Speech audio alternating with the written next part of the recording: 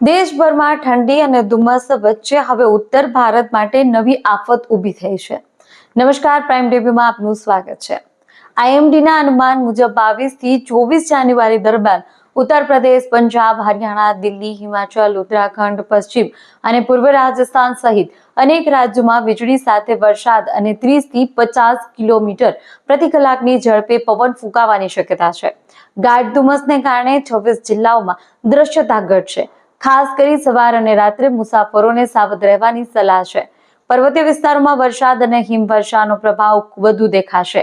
દિલ્હી અને ઉત્તર ગુજરાતમાં આગામી 48 કલાકમાં ભારે પવન સાથે વરસાદ પડી શકે છે. બિહાર, ઉત્તરાખંડ અને હિમાચલમાં તાપમાન 2 થી 3 ડિગ્રીનો ઘટાડો થઈ શકે છે. મનાલી, શિમલા અને નૈનીતાલ જેવા વિસ્તારોમાં બરફવર્ષાની શક્યતા છે. જમ્મુ કાશ્મીર અને રાજસ્થાનમાં પશ્ચિમી વિક્ષેપ સક્રિય રહેતા હળવાથી મધ્યમ વરસાદ થઈ શકે છે.